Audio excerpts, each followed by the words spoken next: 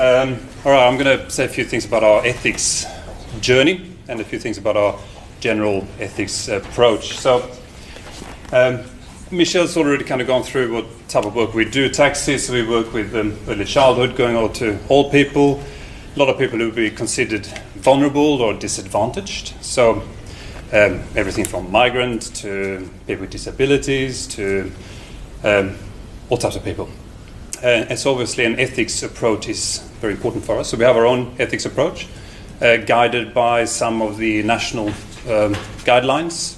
And we kind of develop them as we go, depending on the projects and what we need to focus on.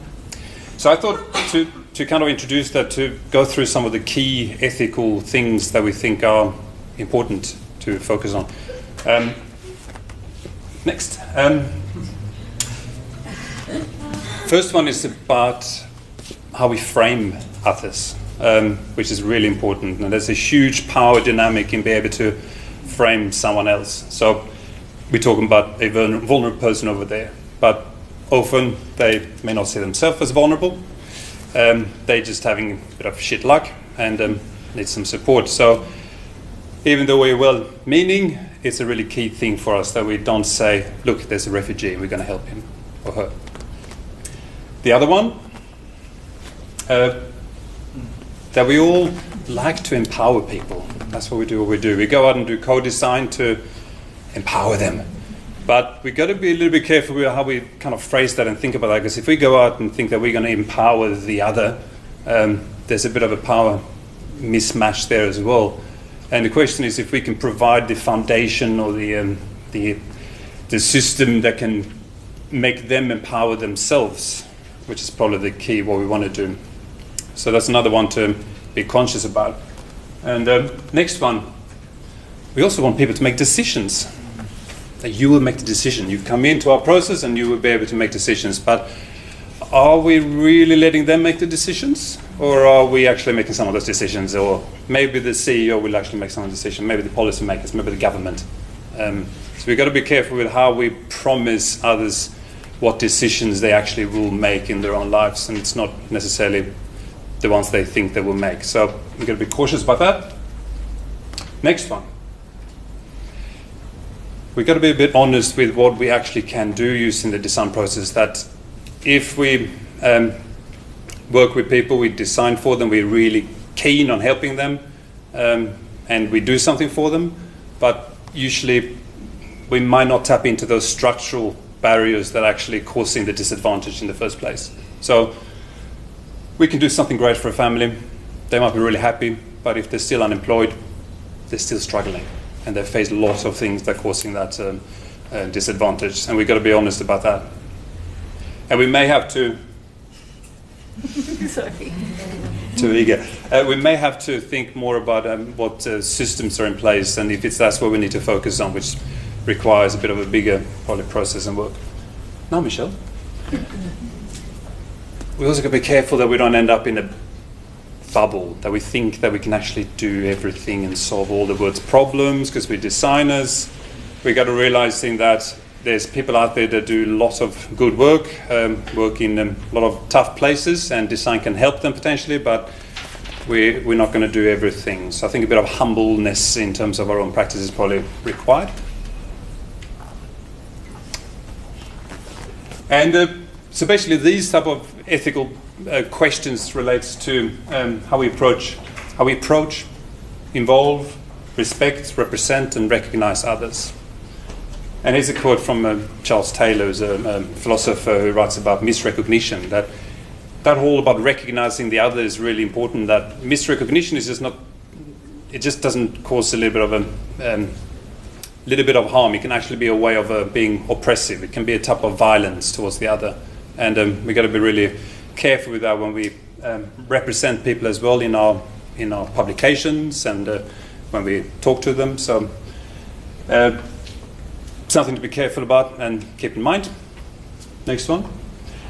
And in terms of ethical guidelines, they're usually focused on risks, benefits, and consent. And that's usually what the ethics committees focus on, which is what I will tell you now about. The ethics committee, we had to by the department basically told us that we had to use an ethics committee, partly because it's their policy, and then also we were working with Indigenous people, Aboriginal Torres Strait Islander. And the guidelines from the national statement on ethical conduct in human research is that if you are working with Aboriginal Torres Strait Islander, you have to go through a ethical review by an ethics committee. So we had to do that, and mildly excited. Partly because we know that ethical committees are not necessarily used to evaluating or reviewing design research or user-centered research, so we knew it could cause a bit of issues, and hence the apprehension, but we went along. And just wanted to raise as well that this whole about ethics committee not being particularly good with sometimes with design research, that it's also discussion that's been happening in the social sciences for a long time.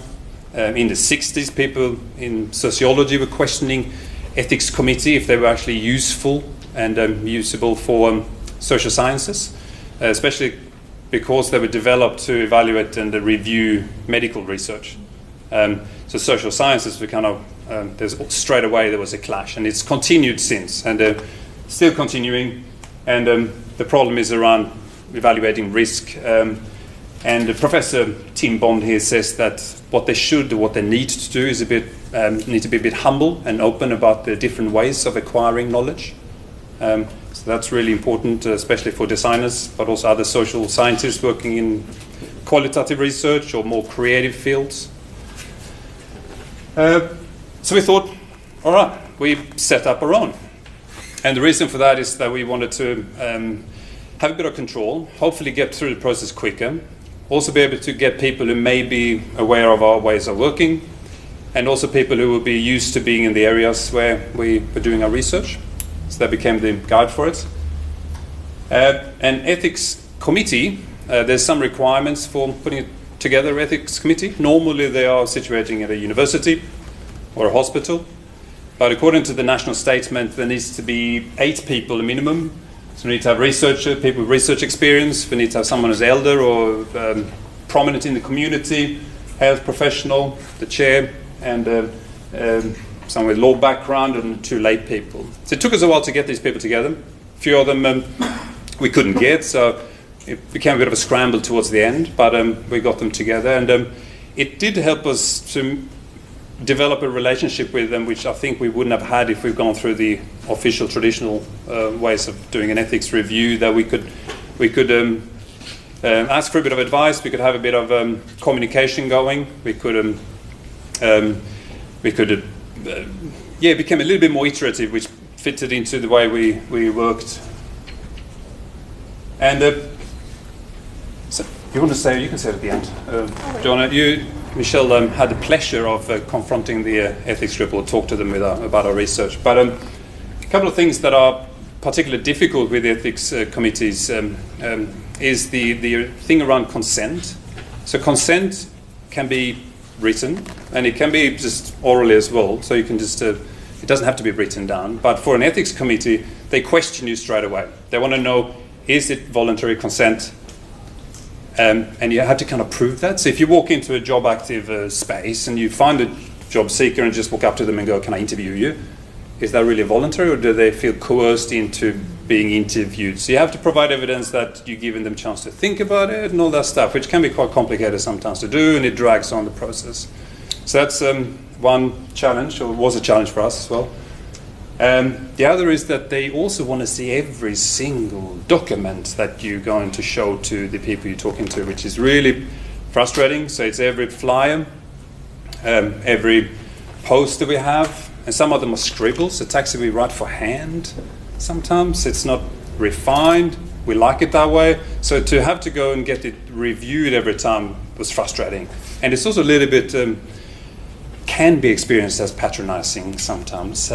Because you kind of go, we have Aboriginal people working with us, we have just doing a flyer, and it has to go through this process. So that was another hurdle that was stopping us a little bit and causing some issues.